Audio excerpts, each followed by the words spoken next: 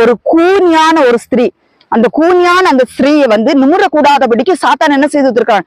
கட்டி வைத்திருக்கிறான். கர்த்தர் அந்த ஸ்திரீயை விடுதலை ஆக்கினார். இந்த நாட்களில் பலவீனத்தின் கட்டுகள், இப்படி சோர்வின் கட்டுகள், இப்படி பல விதமாக பிசாசாரம் என்ன செய்திருக்காங்க? மக்களை வஞ்சித்து வைத்திருக்கிறான். அதனால கர்த்தருடைய பிள்ளைகளை நாம ரொம்ப கேர்ஃபுல்லா இருக்கணும். பிசாசின் தந்திரங்களுக்கு எதிர்த்து நிற்கிறவர்களா நாம காணப்பட வேண்டும். பிசாசின் தந்திரங்கள் நமக்கு தெரியாதவர்கள் அல்லவே என்று கர்த்தர் நம்மளிடத்தில் பேசுகிறார். நமக்கு வேத வசனங்கள் எழுதி கொடுத்திருக்கிறார். அதனால அவருடைய தந்திரங்கள், சூழ்ச்சிகள் எல்லாமே நமக்கு தெரியும்.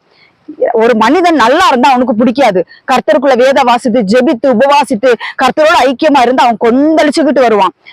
அன்னைக்குதான் நல்ல வேத வாசிக்கணும், அன்னைக்குதான் நல்லா ஜெபிக்கணும், அன்னைக்குதான் கர்த்தரோடு உறவாடணுங்கிற ஒரு நினைப்போடு நம்ம இருப்போம். அந்த நேரத்துல பொல்லாத அசுத்த தீக்கணைகளை கொண்டு போடுவான், அசுத்த எண்ணங்களை கொண்டு போடுவான், மாம்ச இச்சைகளை கொண்டு போடுவான். அப்பொழுது நம்ம உஷாராகி கொண்டு இது சாத்தானின் தந்திரம், அதை முறியெடுத்து நாம்